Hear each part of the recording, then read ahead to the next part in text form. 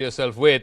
The question is that Ashok Gehlot was supposed to be the establishment candidate, the candidate who was supposedly close to the family. Now, with the two who are running, Digvijaya Singh, who at one point, to be fair to him, was very close to Rahul Gandhi, and then, of course, they reportedly had a fallout. And then, of course, Shashi Tharoor, who's seen as part of the G23, who is now your establishment candidate? Well, Zaka, I fully agree with what you said. To begin with, Ashok Gehlot was one of the probable candidates. Can you hear me? Yeah, go ahead. I'm not getting your feed as of right now, but anyway. We can hear you. Go ahead, yeah. Yeah, so the point is, Congress party, as you played the Digvijay Singh's bite, he said anyone is free to contest the presidential election. I strongly believe both are capable as far as the presidential candidate is concerned, and it's too early to even predict as to how many names will come up by tomorrow 3 p.m. And post that, it is only on the 8th of October that one would finally come to know, after the final date of withdrawal of candidature, that who would be in the race. No, but is there a surprise third candidate who will pop up simply because of the way events have played out? Had Mr. Gehlot still been in the race, then the chances of a surprise third candidate does not arise. But now that he's not there, is there the possibility of a third candidate who could be a family appointee or a family candidate, as it were? Well, one can't predict on that one as of right now, at this point in time, because anything can happen until 3 p.m. tomorrow. There are nomination forms which have been taken, so one has to wait and watch. RP Singh, irrespective of who becomes the next Congress president, I think it would be fair to say that it's going to be a non-Gandhi person, right? It's going to be a non-Gandhi at the helm of affairs of the Congress party. And therefore, the BJP's principal attack against the Gandhi family, against the Congress party of promoting dynastic politics, that is blunted a bit. Zaka, I have a little different take in whole of this fiasco or whatever is happening now within the Congress party. This is a local satrap which has raised a bogey, or which has raised a voice against the Delhi dynasty. And he's smart. He has outsmarted the Delhi dynasty in what Delhi dynasty wanted. They wanted him to be the president, which they thought would be remote control president, and get Sachin Pilot in Rajasthan, and then things would be settled. But he's very smart. He outsmarted them, and then he asked his local MLAs to raise the bill, and then he came and said sorry also here.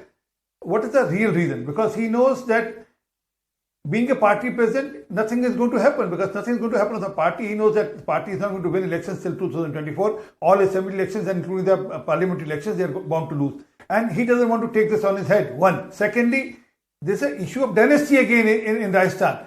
He knows if Sachin Pilot becomes the chief minister, his son will have no chance. Vaibhav Gehlot will have no chance. So he wants to establish his son before he quits, or he's moved out of Rajasthan chief ministership, because in the next election, they're not going to win that election also. So this is my take on this. But yes, within Gandhi family, they have to decide who's going to be the next president. It's not that it's going to happen by a natural choice by Shashi Tharoor or anyone for the regard. Okay. It's ultimately going to be a person whomever Gandhis want, or Vadras want. Smita Prakash, you know, the fact remains, and we have the benefit of hindsight, Mr. Gehlot never wanted to run for Congress president.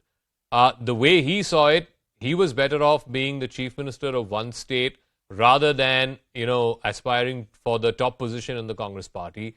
What message does that send to lakhs of Congress karyakartas that the chief minister of one state is more powerful than your party president? Surely in the BJP, that's not how it works. Well, that's why he's being punished, no, Zaka. Because see, on 21st September, the Congress says nobody needs permission from Sonia Gandhi or Rahul Gandhi to contest the presidential polls.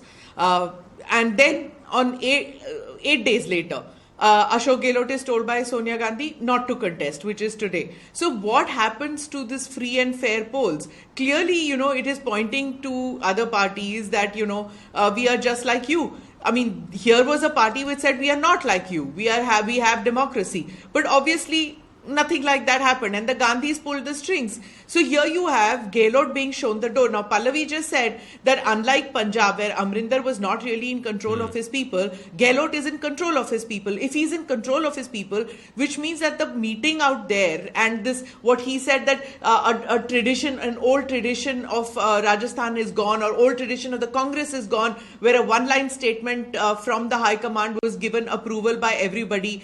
Gehlot, which means that if that tradition was broken by this parallel meeting, that tradition was broken on the instructions of Gehlot. If he's so much in control of his people, and if he's not in control of his people, then why should he be made the chief minister or continue to be in the chief minister's place?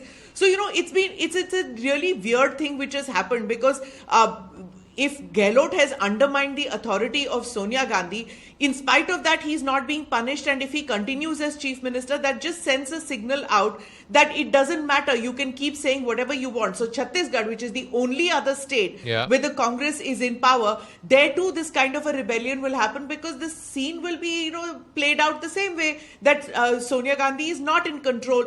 Because in today's meeting right now, when Sachin has gone All right, to meet Smita, I'm Sonia sorry to interrupt. Sachin Pilot speaking right now.